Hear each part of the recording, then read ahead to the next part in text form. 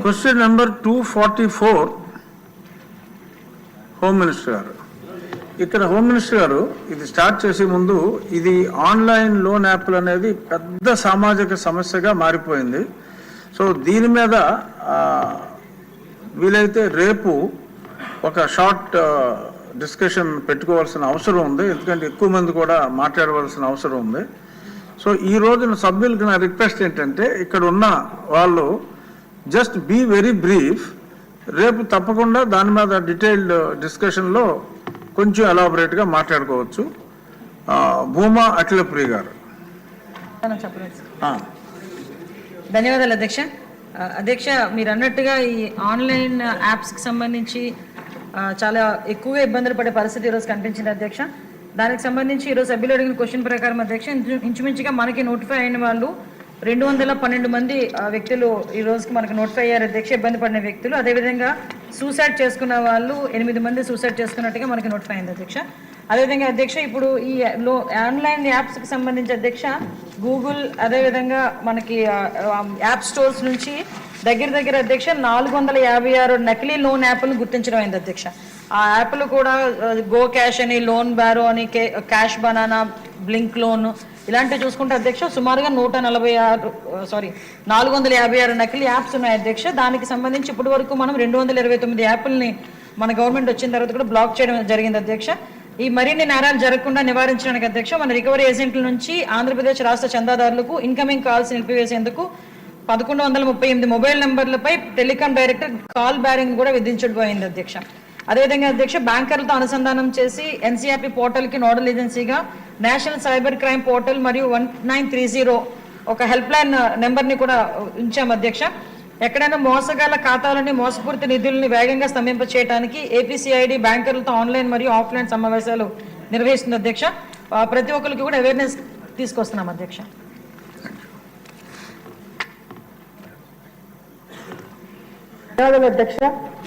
అధ్యక్ష, ఈ loan apps దాని గురించి మీరు క్వశ్చన్ డిస్కషన్ కూడా పెట్టాలని చెప్పినందుకు మీకు ధన్యవాదాలు అధ్యక్ష. ఎందుకంటే చాలా ఇంపార్టెంట్ సబ్జెక్ట్. కేవలం మన రాష్ట్రంలోనే కాదు అధ్యక్ష, దేశంలోనే ఇది one of the biggest and deadliest scam అధ్యక్ష.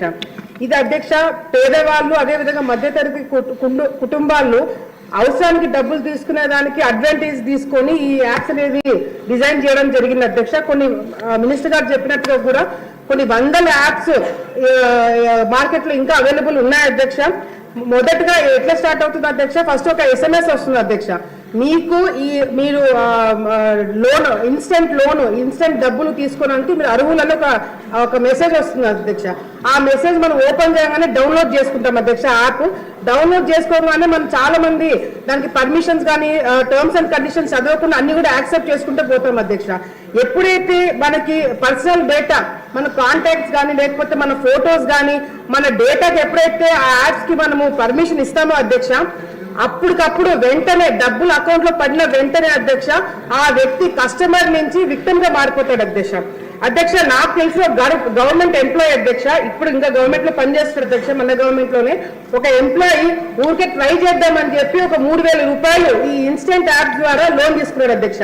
వెంటనే ఎప్పుడైతే యాక్సెస్ ఇచ్చాడో అధ్యక్ష, యాక్సెస్ ఇచ్చిన వెంటనే ఈ 3,000 అనేది మీరు 6 నెలలు కట్టచ్చు, 2 రూపాయలు ఇంట్రెస్ట్ అని చెప్పి ఫస్ట్ మనకు ఒక మెసేజ్ వస్తుంది. అది 3,000 కదా 2 రూపాయలే కదా అని చెప్పి ఊరికి ట్రై చేశాడు అధ్యక్ష. 3,000 నుంచి 30,000 జరిగింది అధ్యక్ష. లాస్ట్ కి బయటికి వచ్చేటప్పుడు 3 లక్షల రూపాయలు కట్టాడు అధ్యక్ష. 3 లక్షల రూపాయలు ఇన్స్టెంట్ ఈ స్కామ్ కింద ఇతను 3 లక్షలు కట్టి ఇంకా నాకు చేత కాదని ఫోన్ నెంబర్ మార్చుకొని కంప్లైంట్ ఇచ్చిన తర్వాత ఆగిపోయిన అధ్యక్ష. అది కూడా 3 లక్షలు కట్టకపోతే ఆల్రెడీ ఇతని ఫోటోలు, ఈ ఫోన్ లో ఉన్న కుటుంబ సభ్యుల ఫోటోలు, కూతురు ఫోటో, మనవరాల ఫోటోలు అన్ని కూడా మార్క్ చేసి వాళ్ళ కాంటాక్ట్స్ లో ఉన్న వాళ్ళ కుటుంబ సభ్యులకి, ఫ్రెండ్స్ కి అందరికీ కూడా పంపించి బెదిరించే కార్యక్రమం చేశారు అధ్యక్ష. ఇది జస్ట్ ఒక చిన్న ఎగ్జాంపుల్ మాత్రమే అధ్యక్ష. మన రాష్ట్రంలో మంత్రి గారు చెప్పినట్టుగా మరి 8 మంది సూసైడ్ చేసుకున్నారు అధ్యక్ష. ఇది కూడా కేవలం వాళ్ళు వచ్చి కంప్లైంట్ ఇచ్చి మనకు తెలిసిన విషయాలే అధ్యక్ష. తెలియని కంప్లైంట్లు ఇంకా కేసులు చాలా ఉన్నాయి అధ్యక్ష. మరి దీని మీద చాలా పెద్ద చర్చ జరగాలి అధ్యక్ష.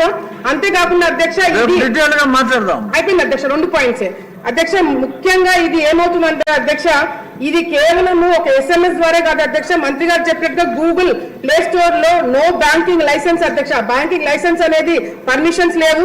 ఫేక్ NBFC మరి సర్టిఫికేట్స్ కూడా పెట్టి లోన్ ఇస్తున్నారు అధ్యక్ష. చాలా వరకు షెల్ కంపెనీస్ నుంచి దాదాపుగా 200 షెల్ కంపెనీస్ బెంగళూరు, తెలంగాణ, బీహార్ నుంచి కూడా పెట్టడం జరిగింది అధ్యక్ష. ఒక చిన్న పాయింట్ అధ్యక్ష, ముఖ్యంగా సైబర్ పోలీస్ స్టేషన్స్ అనేది ప్రతి ఒక్క జిల్లాలో ఒకటి ఏర్పాటు చేయాలి అధ్యక్ష. ఎందుకంటే ఎక్కువ క్రైమ్స్ పెరిగిపోతున్న దాంట్లో ముఖ్యంగా సైబర్ క్రైమ్స్ ఉన్నాయి కాబట్టి ఇది కాన్స్టిట్యున్సీ వైపు రాకుండా జిల్లా వైపు స్టాప్ అయ్యేట్టుగా చర్యలు తీసుకోవాలని చెప్పి తెలియజేసుకుంటూ మిగతా విషయాలు రేపు కూడా డిస్కస్ చేయాలని కోరుకుంటున్నాను అధ్యక్ష. తామచర్ల జనార్దన్ రావు గారు లేరా? సరే మినిస్టర్ గారు ఫినిష్ చేసేయండి. ఉన్నారు, ఇందాక ఒక క్వశ్చన్ మాట్లాడారు కదా, ఇన్ని క్వశ్చన్లు ఎవరు? ధన్యవాదాలు అధ్యక్ష. అధ్యక్ష, ఈ నకిలీ యాప్స్, ఈ ఆన్లైన్ ట్రాన్సాక్షన్స్ అన్నది మన టైంలో ఏం లేదు అధ్యక్ష. కానీ 2020 దగ్గరకు వస్తారు అధ్యక్ష.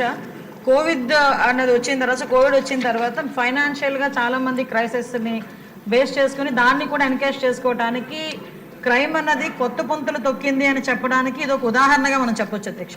ఎందుకంటే అవతల వాళ్ళ బలహీనతలను క్యాష్ చేసుకోవడానికి వాళ్ళు ఈ లోన్ యాప్స్ క్రియేట్ చేయటం, అదేవిధంగా ఇందాక మన వాళ్ళు అన్నట్టు షెల్ కంపెనీస్ నుంచి, అదేవిధంగా కొంతమంది దివాలా తీసిన వాళ్ళు, వీళ్ళందరూ కూడా వాళ్ళ సంపాదనకి ఒక మార్గంగా దీన్ని ఎంచుకున్నారు అధ్యక్ష.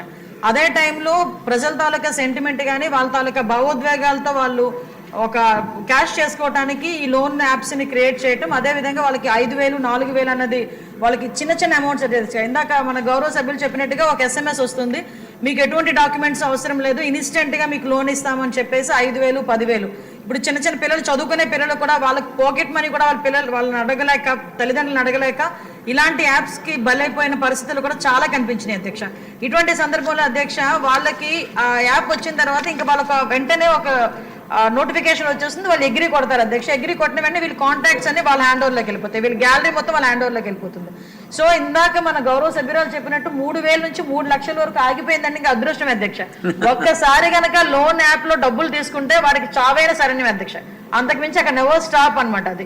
ఎందుకంటే వాళ్ళు అడుగుతూనే ఉంటారు, అడిగింది ఇవ్వకపోతే, టైంకి ఇవ్వకపోతే వెంటనే కాంటాక్ట్ లిస్ట్ లో ఉన్న వాళ్ళందరికీ ఈ ఎంఐ పోలీసులకు దొరికారని, తప్పుడు పనులు చేస్తూ పోలీసులకు దొరికారను, మార్పుడు ఫొటోస్ పలానా వాళ్ళకి పంపిస్తామని ఇది తట్టుకోలేక చాలా మంది సూసైడ్ చేసుకున్న పరిస్థితి కూడా కనిపిస్తుంది. చర్యలు తీసుకోలేదా?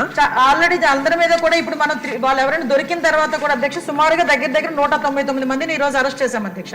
వాళ్ళని అరెస్ట్ చేయడమే కాదు అధ్యక్ష, వాళ్ళందరూ కూడా రిమైండ్కి వెళ్తారు అధ్యక్ష. 306 కానీ 307 కానీ వెళ్ళే పరిస్థితులు వాళ్ళందరికీ కూడా చట్టాలు అయితే చాలా కట్టుదిట్టమైనవి అధ్యక్ష. ఎంత చట్టాలు మనం కఠినతరం చేసినా వాళ్ళ తాలూకా టెక్నాలజీ బేసెస్ పెట్టుకొని ఇంకొంచెం మనం ఒక స్టెప్ వేస్తే వాళ్ళకు 10 స్టెప్పులు ముందు ఉంటున్నారు అధ్యక్ష. ఆఖరికి ఇలాంటి లోన్ యాప్లో కానీ సైబర్ క్రైమ్లో కానీ బలైపోతున్న వాళ్ళు చదువు లేని వాళ్ళు బలైపోయారంటే ఒక అర్థం ఉంది అధ్యక్ష.